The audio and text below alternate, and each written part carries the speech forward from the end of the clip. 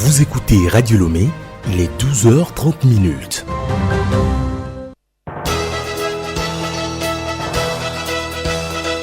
Le journal Geneviève Pognon. Bon appétit si vous êtes à table, madame, monsieur, bonjour et merci de nous rejoindre à l'heure du journal de la mi-journée. Suite de nos séries de dossiers sur Radio Lomé, votre chaîne qui souffle mardi prochain ses 71 ans de bougie. Dans ce journal, un clin d'œil à un ancien qui a marqué son passage à la mer des radios. Projection de films, des prix aux meilleurs réalisateurs, des formations. Voilà les activités qui ont meublé la 8e édition du Festival international de films du Togo. FIFTO a refermé ses portes hier à Lomé.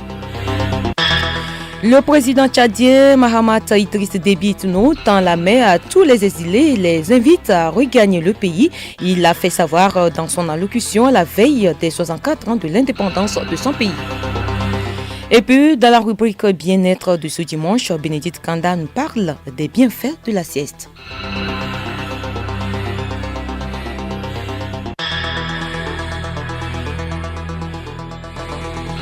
radiolomé.tg.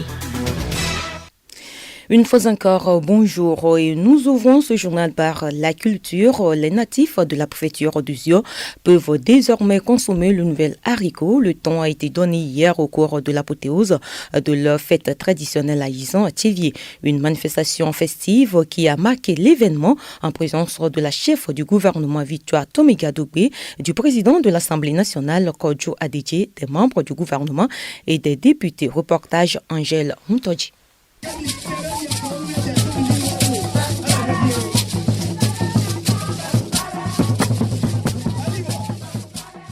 La célébration de la fête à Izan 2024 a regroupé les filles et fils des 16 cantons de la préfecture du Zio.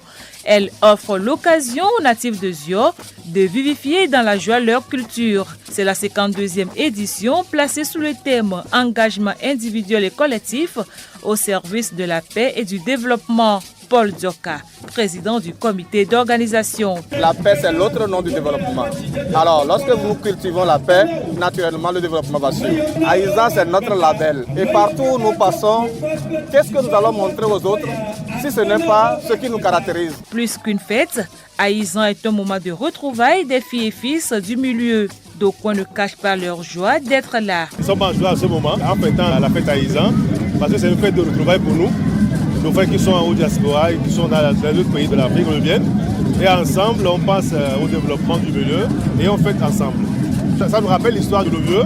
C'est une grande joie d'être ensemble. Quand vous êtes ensemble, ça donne vraiment l'esprit de cohésion, l'esprit d'unité et de compréhension. Ça permet de vivre ensemble. Donc c'est bon. Cette célébration ouvre ainsi la voie à la boisson et au bilan du travail accompli toute l'année. Rose Kaimi Vedor Sambiani, ministre du Commerce, de l'Artisanat et de la Consommation locale. L'édition 2024 de Aïzan marque une particularité au regard de la forte mobilisation des populations en ce jour et surtout de la richesse des activités programmées tout le long des festivités. Cette manifestation est un vibrant témoignage de notre attachement à notre culture, à nos valeurs identitaires communes que nous entendons fermement pérenniser et surtout transmettre aux générations futures. Au-delà de sa dimension culturelle et historique, Aïzan est célébré comme un rituel sanctionnant une saison de labeur agricole.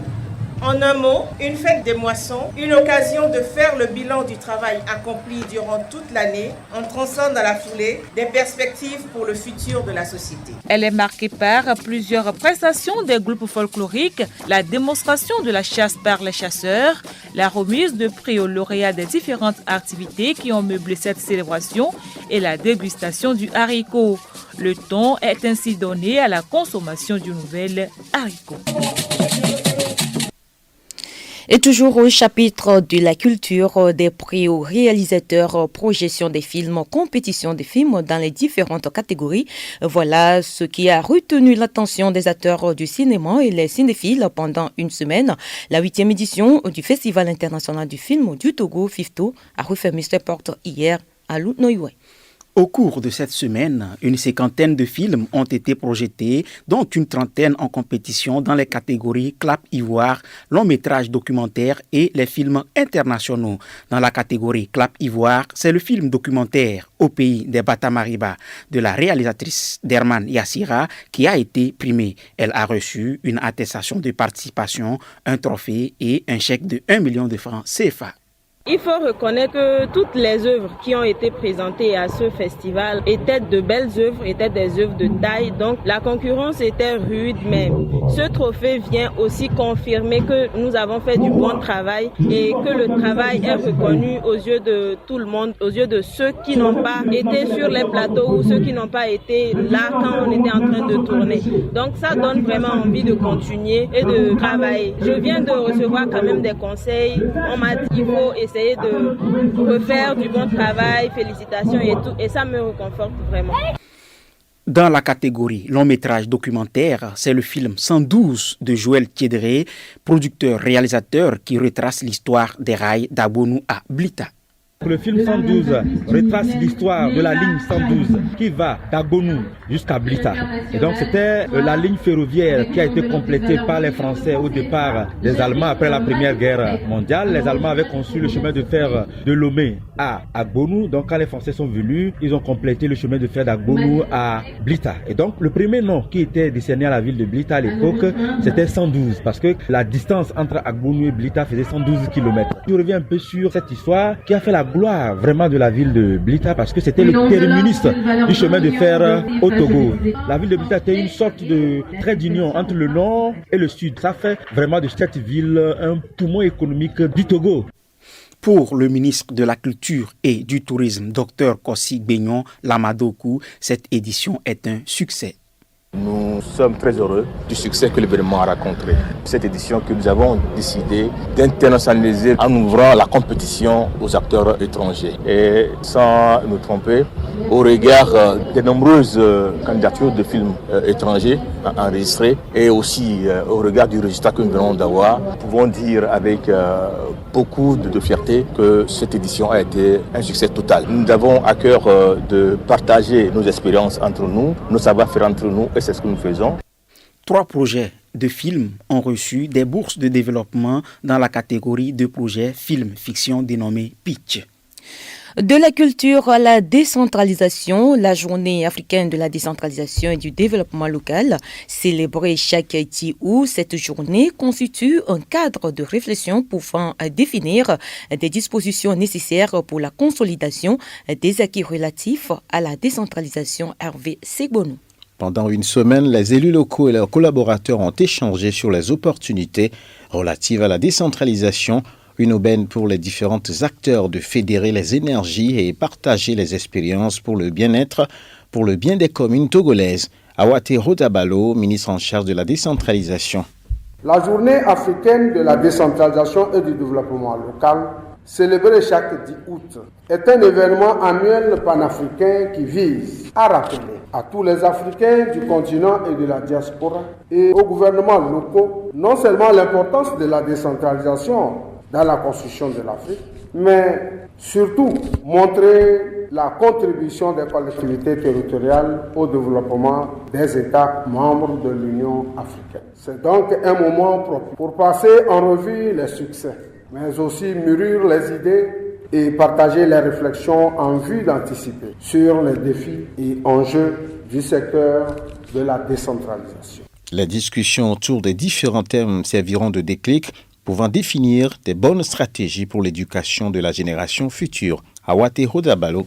Les échanges autour du thème et de ces sous-thèmes aboutiront à des approches de solutions en faveur de l'efficacité de notre système d'éducation et de formation pour le Togo de demain auquel nous aspirons pour nous et pour les générations futures. Nous devons tous nous mobiliser davantage pour plus d'engagement et de pragmatisme afin de conjuguer ensemble avec l'administration publique, les élus locaux, le secteur privé, la société civile et les usagers des services communaux, nos efforts en vue de relever les nombreux défis.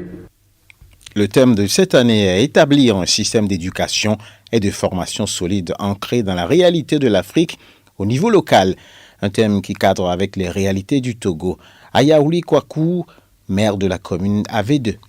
Le thème principal retenu cette année est d'arrimer les systèmes éducatifs en adéquation avec la formation sur les réalités africaines. Ce thème vient à juste titre pour répondre à certaines préoccupations que nous rencontrons sur le terrain. Parce que nous avons constaté que dans nos différents territoires, il y a la jeunesse qui abandonne la formation.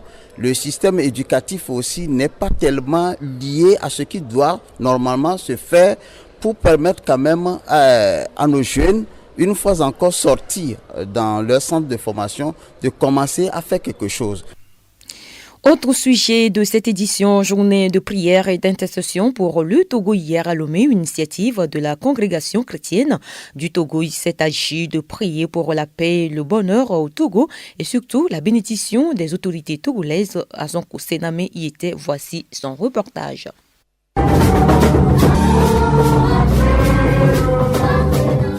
C'est l'église prophétique et maison de l'excellence de Redjranao et Alomé qui a servi de cadre pour ce rendez-vous spirituel. Pasteurs, évangélistes et fidèles se sont relayés pour demander à Dieu de bénir le Togo et d'assister les autorités du pays, en l'occurrence le chef de l'État, dans le maintien de la paix, le vivre ensemble et la cohésion nationale. Let God heal the Togoland.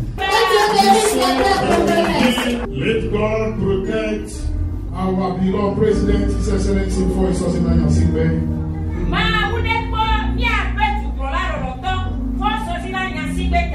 Les hommes de Dieu, en s'inspirant des passages bibliques tirés des livres Chroniques 7, verset 14 et Psaume 127, verset 1, ont invité par la même occasion la jeunesse et futurs cadres du pays à œuvrer de concert avec leur entourage pour bâtir le Togo et à coopérer avec nos dirigeants pour booster hors de nos frontières des actes criminels, d'extrémisme violent et le terrorisme. Évêque Dr David Darlington Jezi, un des messagers du jour. To the people, more especially the youth. Le message important que nous avons donné au peuple, surtout à la jeunesse, c'est de trouver un travail à faire. Quand ils auront un revenu, personne ne peut les racheter. Donc chaque citoyen qui verrait les organisations et les terroristes et consorts qui se cacheraient quelque part, qui puissent alerter les chefs traditionnels et les autorités, la police, pour que les gouvernants puissent décider rapidement et contrer les actions de ces terroristes et consorts.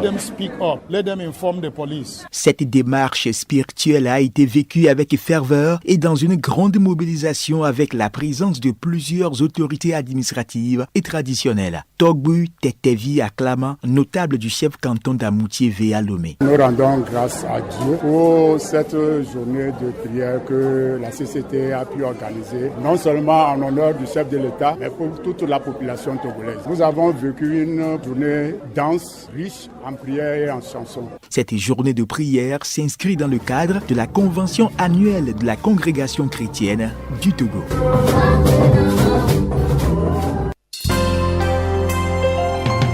Le journal Geneviève Bognon. Actualité internationale, chamboulement dans la magistrature au Sénégal. Le président sénégalais Bassirou Diomaye Faye a procédé vendredi à de vastes changements dans les différentes juridictions du pays. Plusieurs magistrats qui étaient impliqués dans le dossier de viol supposé sur une masseuse impliquant alors l'ancien opposant Ousmane Sonko ont été mutés loin de Dakar. Le Tchad célèbre ce dimanche les 64 ans de son indépendance. La cérémonie de prise d'armes a lieu ce dimanche à la place de la Nation avec les défilés militaires. Hier, à la veille de cette fête, le président de la République, Mahamat Idriss Déby Itno, a adressé son message aux Tchadiens. Dans son allocution, il tend la main à tous les exilés et les invite à regagner le pays. Écoutez Radio Lomé et vous avez tout le Togo dans votre maison. La page magazine de ce journal, je le disais, un titre Radio Lomé, votre chaîne mère souffle 11 bougies ce mardi. Occasion pour nous de penser à certains agents à la retraite qui ont, par leur travail, contribué à son essor. Parmi eux, Madame Jacqueline Moreira, elle a travaillé au journal Parler en tant que chef division magazine enquête et sport. Quel souvenir garde-t-elle de la radio? Nous l'écoutons. De mon passage à la radio, j'ai gardé quelques bons souvenirs, notamment quand les auditeurs vous appellent et vous félicitent. Ça nous stimule à continuer à mieux faire. Il y a un Nigérien qui m'appelait souvent du Niger pour me féliciter. Et un jour, il s'est transporté lui-même à la radio et ce jour-là, il est tombé sur moi-même, sous les Nîmes là-bas. Et il m'a demandé qu'il voulait voir Jacqueline Moreira. Et je dis, c'est moi-même. Il dit non, cette jeune fille qui parle à la radio, que c'est celle-là qu'il voulait voir. Je dis, mais c'est moi. Il ne croyait pas, il me regardait les yeux tout ronds. Et voilà un collègue qui passait, je lui ai dit de demander où est Jacqueline Moreira. Et le collègue lui dit, voilà, c'est elle qui est en face de vous. Il s'est tué pendant 5 minutes, il me regardait droit dans les yeux. Et après, il dit, madame, félicitations. Ah, je vous apprécie. Félicitations, continuez comme ça. Après, il est parti et il se tournait pour me regarder. Enfin, je ne sais pas ce qu'il avait dans ma tête, mais il était venu pour me féliciter. Moi, ça m'a fait plaisir. Ça m'est allé droit au cœur. La collaboration entre collègues et surtout la bonne ambiance au niveau du desk sport reste gravée dans sa mémoire. J'ai également travaillé à la division des sports, enquête et magazines en tant que chef de cette division. Et là, j'avoue que au début, c'était pas facile. Conduire un groupe d'hommes, ce n'était pas facile. Mais au finish, tout s'est bien passé. On s'entendait très bien. Tout le monde avait la passion de ce qu'il faisait. On a pu offrir le meilleur de nous-mêmes aux auditeurs. Et il y a un souvenir que je garde dans ma tête et dans mon cœur jalousement. C'est la fête du Desk Sport à mon honneur lors de mon départ à la retraite. Ils ont organisé un tournoi de football au terrain d'Agaza là-bas à mon honneur. On s'est bien amusé ce jour-là et c'était magnifique. Ce que je regrette maintenant, c'est que parmi ceux qui avaient organisé cette fête à mon honneur, 2 ne sont plus là. Je veux parler de Fidel Mawena et de Milek Agboku. Que Jéhovah Dieu les garde dans son souvenir et qu'ils prennent soin de leur famille. En autre magazine, le décomptage des feux de signalisation permettent de réguler la circulation routière. Parfois, la méconnaissance ou la non-maîtrise de leur fonctionnement porte confusion et entraîne du désordre sur la route. Certains feux durent plus que les autres. Que comprendre du déséquilibre des feux de signalisation? Écoutons ce magazine de Hermé Sougliman.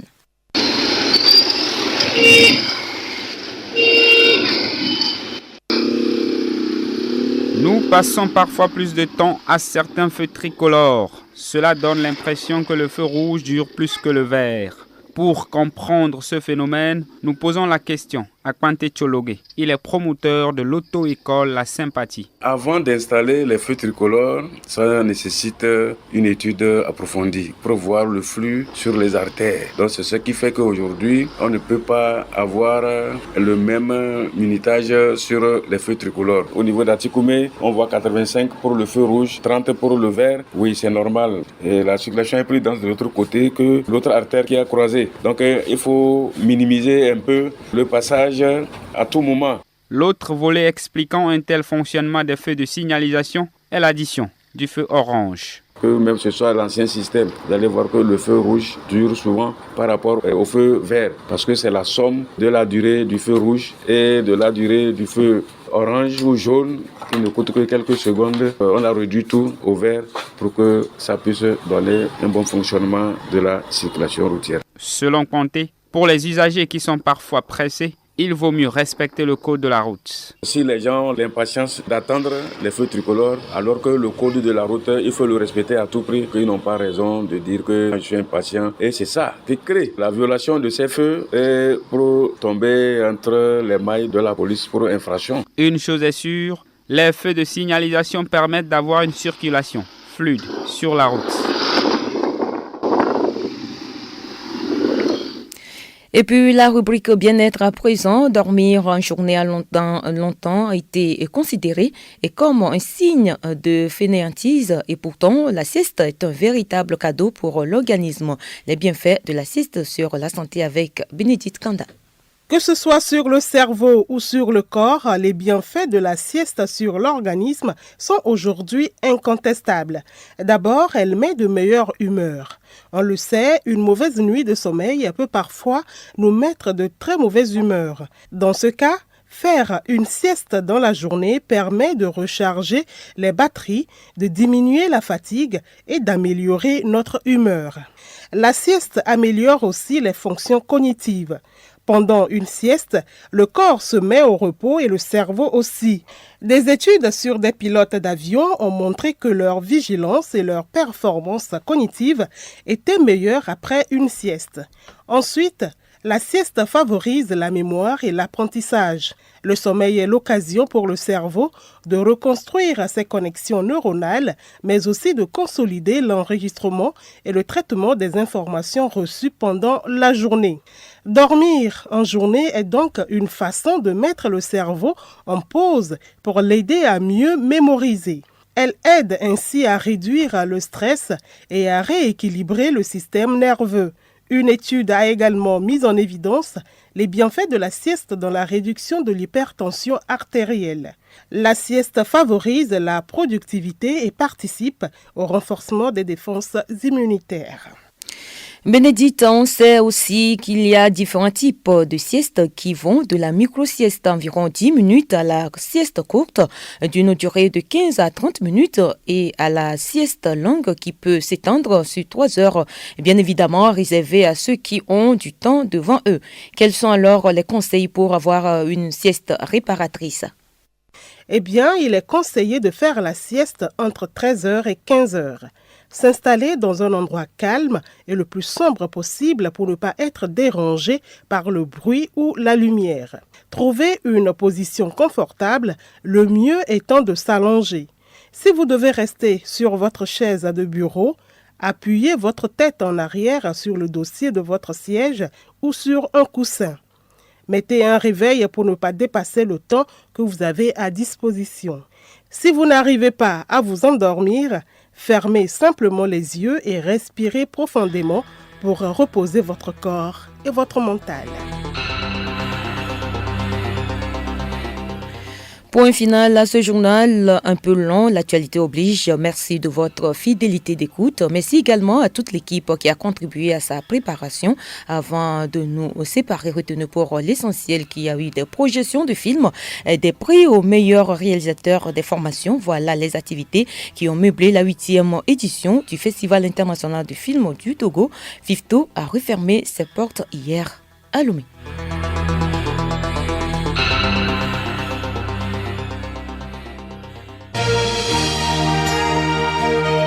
Radio Lomé, boîte postale 434, email radiolomé@radiolomé.tg.